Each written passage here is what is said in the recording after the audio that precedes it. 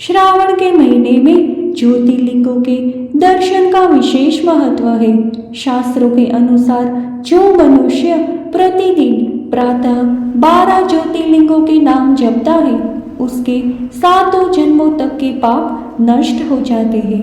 जिस कामना की पूर्ति के लिए मनुष्य नित्य इन नामों का पाठ करता है, शीघ्र ही उसे उस फल की प्राप्ति हो जाती है। ज्योतिर्लिंगों के दर्शन मात्र से सभी पापों से मुक्ति मिल जाती है। यही भगवान शिव की विशेषता है। आज हम छठे ज्योतिर्लिंग भीमाशंकर के बारे में जानेंगे। 12 प्रमुख ज्योतिर्लिंगों में से भीमाशंकर का स्थान छठा है। विभिन्न प्रकार की वनस्पतियों और जीवों, झीलों और पहाड़ों से भरे घने जंगलों के बीच स्थित भीमाशंकर ज्योतिर्लिंग प्रकृति और साधकों के साथ साथ तीर्थ यात्रियों के लिए एक लोकप्रिय गंतव्य है।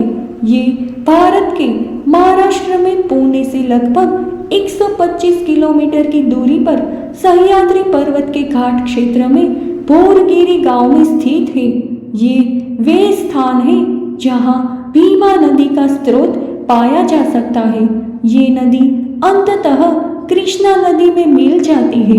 भीमाशंकर ज्योतिर्लिंग को मोटेश्वर महादेव के नाम से भी जाना जाता है। मान्यता है कि इस ज्योतिर्लिंग के दर्शन करने मात्र से व्यक्ति को समस्त दुखों से छुटकारा मिल जाता है। ये मंदिर अत्यंत पुराना और कलात्मक है। भीमाशंकर मंदिर नागर शैली की वास्तुकला से बनी एक प्राचीन और नई संरचनाओं का सम्मिश्रण है।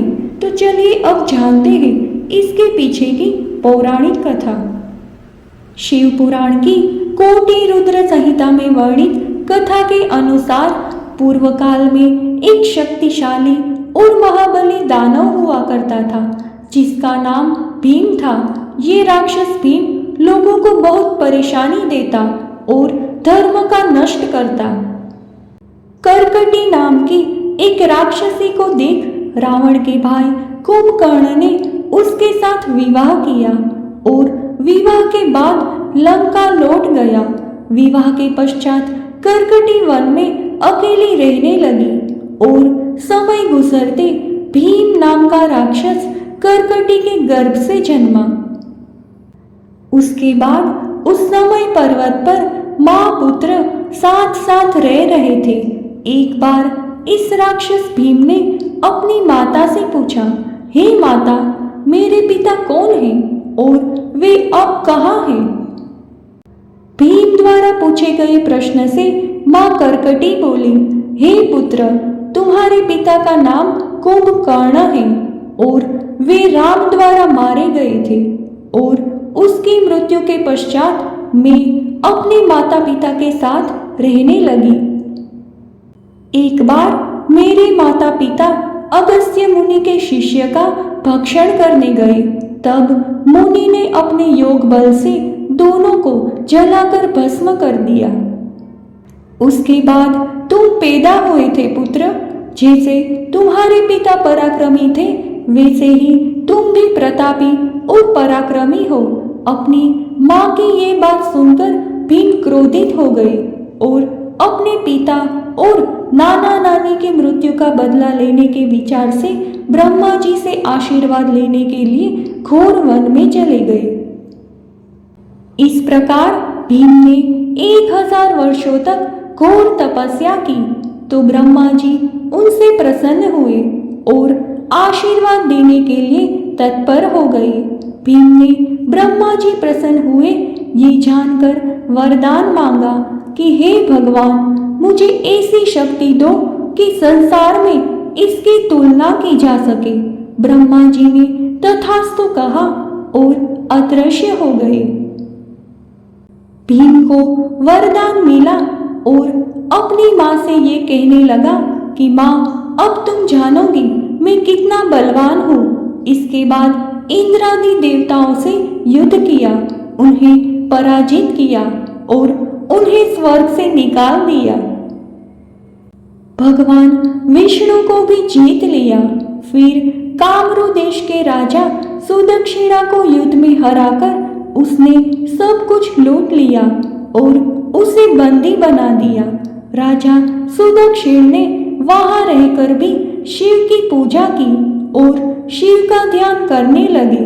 जब राजा की भक्ति से भगवान शिव प्रसन्न हुए तो सुदक्षिणा राजा ने शिव जी से भीम नामक राक्षस को नष्ट करने की प्रार्थना की।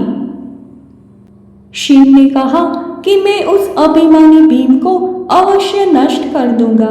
अब उस समय सुदक्षिणा को शिव पूजन करते देख उसका एक राक्षस भीम के पास गया और उससे सारी बात की। वे हाथ में तलवार लेकर राजा को मारने आया था। उस समय भगवान शिव प्रकट हुए और उनकी तलवार के टुकड़े टुकड़े कर दिए। फिर भीम ने त्रिशूल फेंका।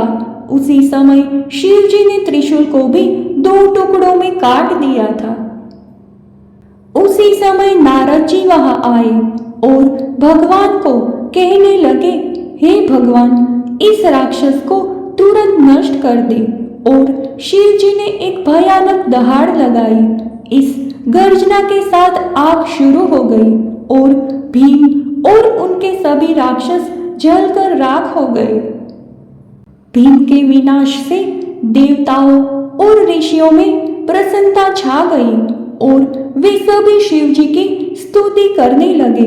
फिर सभी ने शिव जी से निवेदन किया कि हे प्रभु, आप यहीं स्थिर हो जाइए। उसके बाद ये ज्योतिर्लिंग वहां भीमा शंकर ज्योतिर्लिंग और भीमेश्वर नाम से विख्यात हुआ। कहते हैं कि सभी की मनोकामना इस भीमा शंकर ज्योतिर्लिंग शिवलिंग के दर्शन मात्र से ही पूर्ण हो जाती है। शिव पुराण में उल्लेख मिलता है कि भीमा शंकर ज्योतिर्लिंग में सूर्योदय के बाद जो भी सच्चे मन से भगवान शिव की पूजा अर्चना करता है उसे उसके सभी पापों से मुक्ति मिलती है। भीमा शंकर ज्योतिर्लिंग को मोटेश्वर महादेव के नाम से भी जाना जाता है। ये शिवलिंग का आकार काफी मोटा है, इसीलिए इसे मोटेश्वर महादेव कहा जाता है। इस मंदिर के समीप एक नदी बहती है जिसका नाम भीमा नदी है। ये नदी आगे जाकर कृष्णा नदी में मिलती है।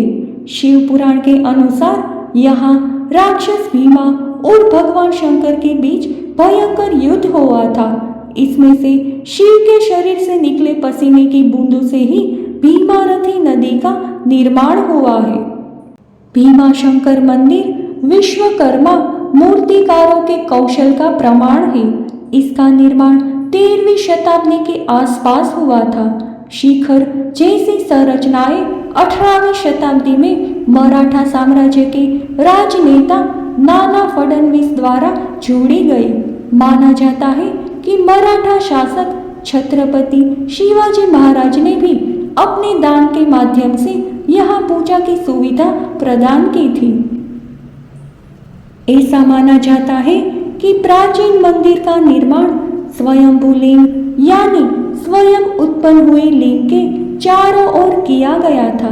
लिंग मंदिर के गर्भगृह में फर्श के बिल्कुल मध्य में है।